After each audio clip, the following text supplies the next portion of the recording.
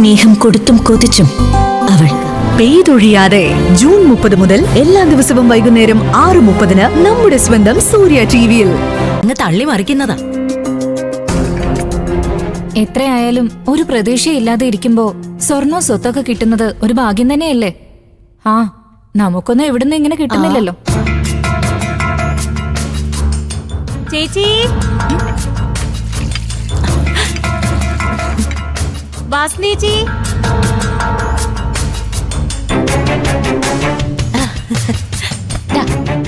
ഇതാണ് എനിക്ക് കിട്ടിയ വീതം. നോക്കട്ടെ.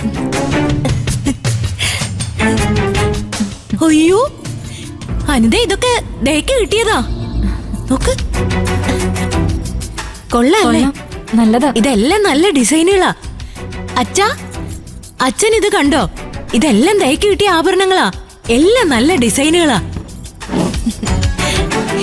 എല്ലാവരും കൂടിയേ മാഷിനെ കൊണ്ട് നിർബന്ധിച്ച് വീതം വെച്ച് മേടിച്ചതല്ലേ? അതല്ലേ അച്ഛാ അതിന്റെ ശരി. തറവാട്ടിൽ നിന്ന് കിട്ടുന്ന സ്വത്തില് എല്ലാവർക്കും ഒരുപോലെ അവകാശമുള്ളതല്ലേ? അതല്ലേ ഞങ്ങൾ ചോദിച്ചുള്ളൂ. മാഷ് നിങ്ങൾ ആ രീതിയിലാണോ വളർത്തിയത്? ഓരോ മക്കളെയും ഒരു കരയ്ക്ക് എത്തിക്കാൻ ആ മനുഷ്യന് എത്രമാത്രം കഷ്ടപ്പെട്ടു.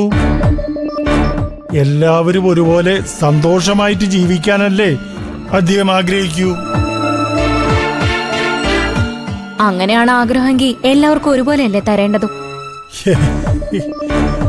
പക്ഷെ എല്ലാവരുടെയും ജീവിത സാഹചര്യം ഒരുപോലെയല്ലല്ലോ ദയേ. ചിലർക്ക് ജീവിക്കാൻ വലിയ പ്രയാസം ഉണ്ടാവും.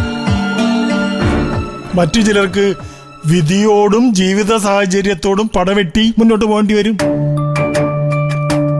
കഷ്ടപ്പെടുന്നവരെയും പ്രശ്നമുള്ളവരെയും സഹായിച്ച് അവരൊപ്പം കൊണ്ടുവരാനല്ലേ നമ്മൾ മുൻഗണന കൊടുക്കേണ്ടത്.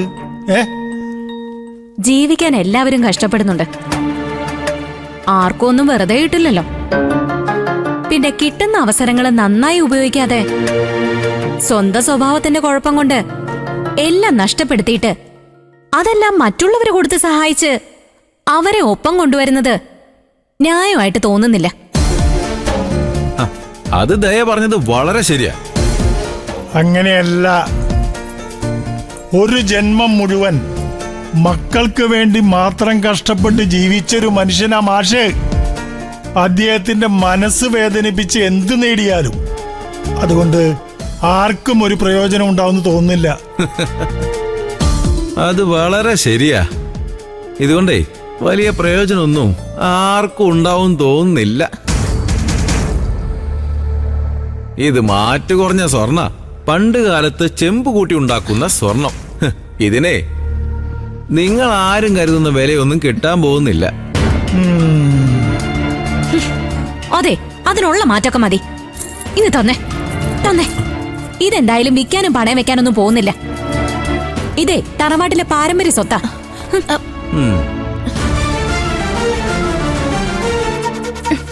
നിങ്ങൾക്കിത് എന്തിന്റെ കേടാ മനുഷ്യ? ഒരു തരി പൊന്നു വാങ്ങിച്ചു തരാൻ ആവതില്ല. ഇനി എവിടുന്നെങ്കിലും കൊണ്ടുതരാനുള്ള ആസ്തിയും ഇല്ല. ദയക്ക് കിട്ടിയതൊന്ന് കണ്ടെങ്കിലും ആസ്വദിക്കാന്ന് വെച്ചപ്പോ അതിന് സമ്മതിക്കില്ല. എന്റെ വാസന്തിയേ, അസൂയക്കും കുശുമ്പിനൊന്നും മരുന്നില്ല. അല്ലേ ധനഞ്ജയം പിള്ളേ?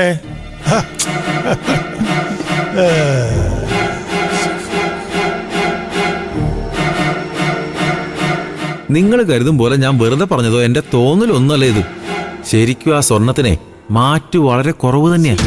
സംശയം ഉണ്ടെങ്കിലേ നിങ്ങൾ എവിടെയെങ്കിലും കൊണ്ട് കാണിച്ചു നോക്ക്. മതി, നിർത്ത്. വലിയൊരു അറിവും കൊണ്ടുവന്നിരിക്കുന്നു. മനുഷ്യന് പ്രയോജനമുള്ള ഒരു കാര്യവും നിങ്ങളുടെ വായിന്ന് വീഴത്തില്ല. കഷ്ടം തന്നെ. വാടി, വാന്ന്. ചേട്ടാ, സത്യത്തിൽ എനിക്ക് ഈ വീട്ടിൽ ഒരു വിലയുമില്ലേ.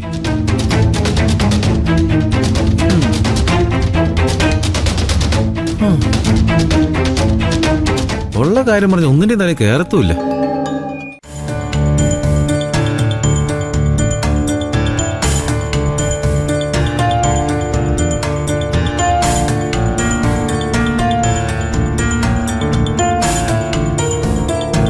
ഏട്ടാ, ചായ. വരുന്നു.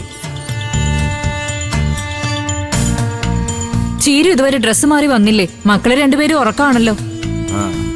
അവളാ ആഭരണം എടുത്തിട്ട് അലമാരിയിൽ ഭദ്രമായിട്ട് പൂട്ടുമായിരിക്കും. അതുകൊണ്ട് വേറെ പ്രയോജനമൊന്നുമില്ലല്ലോ. ഇതൊരുമാതിരി നായ്ക്ക് മുഴുവൻ കിട്ടിയ പോലെ. അതെന്താടാ? അത് വിൽക്കാനും പണയം വെക്കാനും പാടില്ലെന്നല്ലേ ഉള്ളൂ. സ്വർണം എന്തായാലും സ്വർണം തന്നെയല്ലേ. എന്തെങ്കിലും വിശേഷങ്ങൾ വരുമ്പോ ചീരുവിന് ആ ആഭരണങ്ങൾ ഇട്ട് നടന്നൂടെ? അത് മാത്രമാണോ?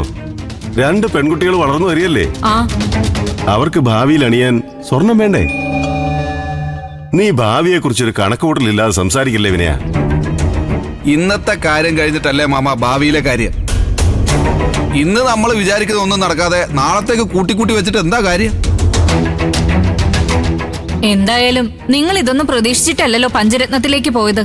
അപ്പൊ പിന്നെ കിട്ടിയത് ലാഭമെന്ന് വിചാരിച്ചാ പോരെ? അതെ, ഏതായാലും ചീരുവിന് അവളുടെ മക്കളുടെ ഭാവിക്ക് വേണ്ടി വല്ലതുമൊക്കെ ചെയ്തു വെക്കണമെന്നുണ്ടായിരുന്നു. ഈ സ്വർണം അതിലേക്ക് കിട്ടിയ ഒരു മുതൽക്കൂട്ടായിട്ട് കരുതിയാ മതി. അതെ, ഞാൻ മക്കൾക്ക് വേണ്ടി യുദ്ധം ചെയ്യാനാണ് ഇറങ്ങിയതെങ്കിലും എന്ത് കിട്ടിയാലും ആദ്യം അത് വിനയേട്ടന് എന്തെങ്കിലും ബിസിനസ് ചെയ്യാൻ കൊടുക്കണമെന്നായിരുന്നു എന്റെ തീരുമാനം. അതുപോലെ തന്നെ എല്ലാ കാര്യവും നടക്കുമായിരുന്നു. അച്ഛൻ തന്ന ആ സ്വർണം പണയം വെച്ച് രഘുവേട്ടന് കൊടുക്കാന്ന് പറഞ്ഞ അത്രയും പണം ഞങ്ങൾക്ക് തരാന്ന് പറയുകയും ചെയ്തു. അപ്പോഴാ കുഞ്ഞമ്മയും തമ്പായി കയറി വന്ന് എല്ലാം കൊളാക്കിയത്. എന്നാലും ആ സമയത്ത് തന്നെ അവരവിടെ വന്നത് എങ്ങനെയാ? ഉൾവിളി എന്നൊക്കെ പറയുന്നത് ചുമ്മാതാ. എനിക്ക് തോന്നുന്നത് ഏതോ ദുഷ്ടന്മാര് അനന്തം മാഷെ ഒറ്റിക്കൊടുത്തതാവുന്ന. അങ്കിള് പറഞ്ഞത് കറക്റ്റാ. ദേ ഇരിക്കുന്നു അച്ഛനെ ഒറ്റിക്കൊടുത്ത ദുഷ്ടൻ.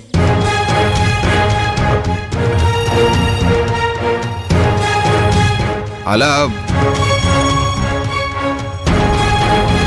അച്ഛൻ പിന്നെ കയ്യിലുള്ളതെല്ലാം എടുത്ത് രഘുവേട്ടനെ മാത്രം സഹായിക്കാൻ നോക്കിയാ ഞാൻ പിന്നെ അത് മുടക്കാൻ നോക്കൂലേ?